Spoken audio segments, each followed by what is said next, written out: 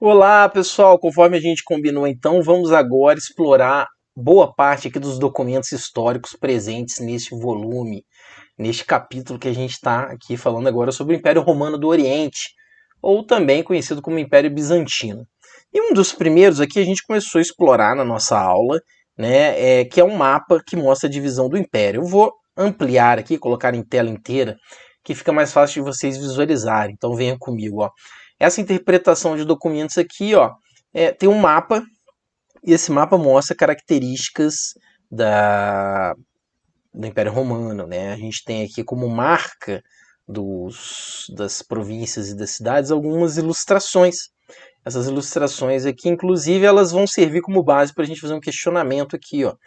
De acordo com o que você estudou nos volumes anteriores e após a análise do mapa, responda essas questões. Ó. Número 1. Com base nas ilustrações do mapa, é possível afirmar que no território romano a cultura latina provocou o desaparecimento das demais culturas? Justifique sua resposta. Se a gente observar, boa parte das ilustrações fazem referência à cultura latina, o tipo de coluna, né?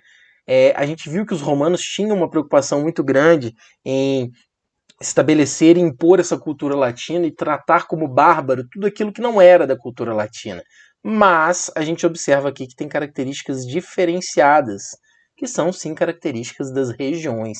Então a gente pode dizer que não. A presença do Império Romano, né, da cultura latina, não provocou o desaparecimento das demais culturas. Existem ainda características de cada lugar nas culturas que foram sendo construídas. Tá?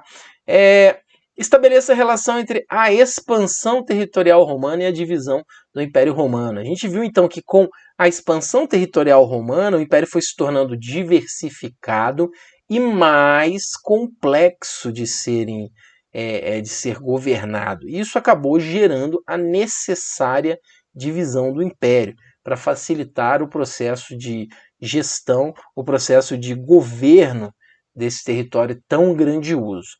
Se a gente observar as ilustrações presentes no mapa, podemos citar três tipos de construções que foram difundidas pelos gregos e pelos romanos. Vamos observar aqui o mapa? Observaram bem? Pois é, aqui tem algumas coisas que são muito familiares para nós, né? Por exemplo, uma coisa muito comum no Império Romano e que a arquitetura romana ela foi muito responsável foi a construção dos aquedutos, como estão aqui, por exemplo, entre a cidade de Santos e Segóvia, né? Se a gente olhar aqui tanto em Paris quanto aqui na região de Verona, a gente tem as arenas também, que eram muito comuns e muito utilizadas como espaço de diversão e de entretenimento da população. E também temos os templos, né, como aqui, por exemplo, no norte da África, não é isso? E aqui nas províncias ibéricas também. Então são três tipos de construção muito comuns de se visualizar no Império Romano, certo, pessoal? Então, tá aí uma característica importante para a gente ressaltar. Então, aqui na página 16, temos essa interpretação, na página 16 e 17, bem interessante, de documentos. Vamos lá na página 18, porque aí a gente tem mais um interpretando documentos bem importantes. Ó. Você pode acompanhar aí do seu livro.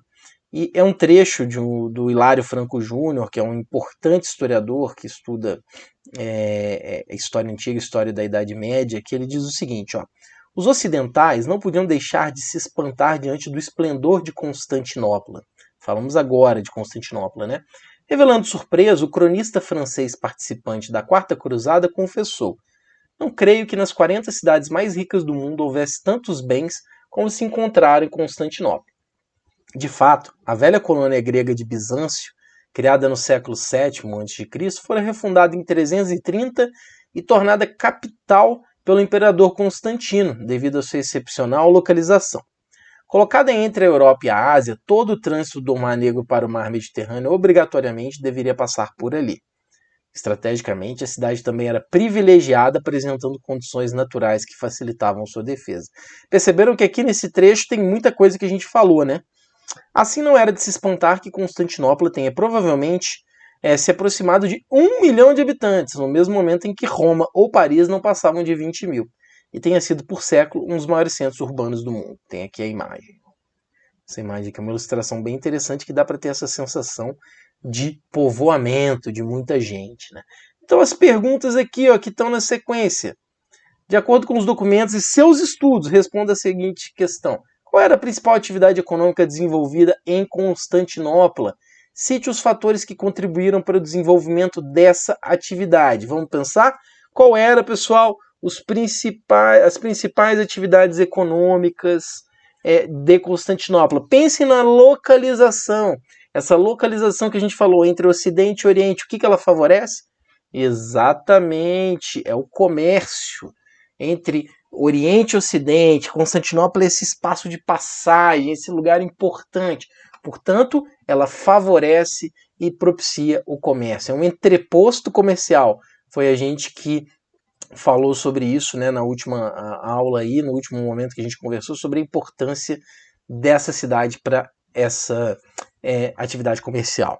Observando o mapa aqui, ó, o que favorece então a cidade do ponto de vista da segurança, a defesa, justamente a cidade ser fortificada, grandes muros construídos e a posição estratégica que você dificilmente poderia passar por aqui sem estar sendo visto, né? A cidade nunca ficava vulnerável, ela tinha olhos para todos os lados por causa da sua posição. Certo, pessoal? Então tá aí mais uma característica de Constantinopla. Certo? Mais uma interpretação de documentos aqui agora. Vamos falar sobre política, falamos sobre o modelo teocrático, ou seja, Deus, o imperador representante de Deus na Terra, né? Então aqui é um trecho sobre o imperador bizantino, ó, que está aqui no box rosinha aqui, ó. Olha só. Assim como Deus é o regulador da ordem social cósmica, o imperador, como seu prolongamento humano, deveria ser o regulador da ordem social. Logo, seus atos possuem um caráter essencialmente sagrado. Olha que interessante. Deus cuida da ordem social cósmica, ou seja, o universo está em equilíbrio por causa de Deus. A sociedade estaria em equilíbrio por causa do imperador. Então, letra A, de acordo com o texto, ó, anote no seu caderno essa resposta, hein? De acordo com o texto, coloque lá, página 19, interpretando documentos. Quem conferia poder ao imperador bizantino? Aquilo que a gente falou, se é teocrático, teo de Deus. Então era Deus quem conferia a função, o poder ao imperador bizantino. Letra B, e qual é a função do imperador? Deus promove a ordem social cósmica, o equilíbrio do universo. O imperador, o equilíbrio da sociedade. Então a função do imperador é garantir o equilíbrio da sociedade. Tem uma realidade aumentada muito legal aqui, que você pode utilizar com o smartphone para explorar um pouco mais sobre um dos imperadores mais conhecidos do Império Bizantino e mais importantes, Justiniano, que ficou ali em meados do século VI governando este império tão importante, o bizantino. E lá tem características importantes que vão explorar até a forma de se vestir, a relação dele com os seus súditos e tudo isso, tá?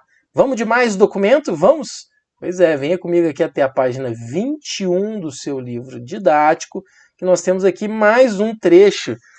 Dessa vez um trecho de um historiador bizantino, chamado Procópio de Cesareia. Ele escreveu no século VI, então ele estava ali vendo pessoalmente, era uma testemunha ocular disso que nós estamos estudando. Vamos ver como que ele via este momento que ele estava estudando?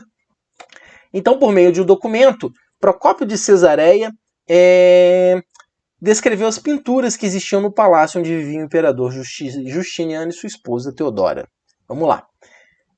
Aqui no box rosa comigo. Em ambos os lados há guerras, batalhas e muitas cidades a serem conquistadas. Algumas na Itália, outras na Líbia. O imperador Justiniano está alcançando vitórias através do seu general Belisário e o general regressando para junto do imperador com todo o exército intacto, entregando-lhe os despojos, tanto reis como reinos e todas as coisas que mais são prezadas entre os homens. No centro estão o imperador e a imperatriz Teodora, ambos parecendo regozijar-se e celebrar as vitórias sobre os reis dos vândalos e o rei dos godos, que deles se aproximam como prisioneiros de guerra para serem conduzidos ao cativeiro. As imagens que ornavam as paredes do palácio demonstram que o imperador Justiniano valorizava determinada ação em sua política de governo. Que ação era essa? Vamos registrar isso no caderno. Gente, do que as pinturas estão tratando? Vamos pensar? Uns segundinhos para vocês pensarem. O que as pinturas relatadas por Procópio de Cesareia estavam mostrando? Pois é, o domínio, a conquista. Justiniano estava a todo momento pensando na possibilidade de conquistar, ampliar o império, conquistar mais poder, mais territórios. E era isso a expectativa dele, né? De ampliar o seu poder por meio da conquista. Esse era um dos focos de Justiniano, a ponto dele fazer pinturas e encomendar pinturas e obras de arte que mostravam ele nesse processo de conquista e de domínio, certo, pessoal? Então, quando a gente lembrar em Justiniano, vamos lembrar de um imperador que estava preocupado com batalhas, com conquistas, em ampliar o seu império, o seu domínio e sua força, certo? Então é isso, pessoal. Nós temos muitos documentos legais. Espero que vocês tenham gostado e que tenham anotado aí no caderno. Refaçam, releiam, porque pode ser uma forma importante de você organizar os seus saberes, né, nesse trecho tão importante do nosso trabalho. Então é isso, e a gente se vê até nas próximas aulas. Obrigado!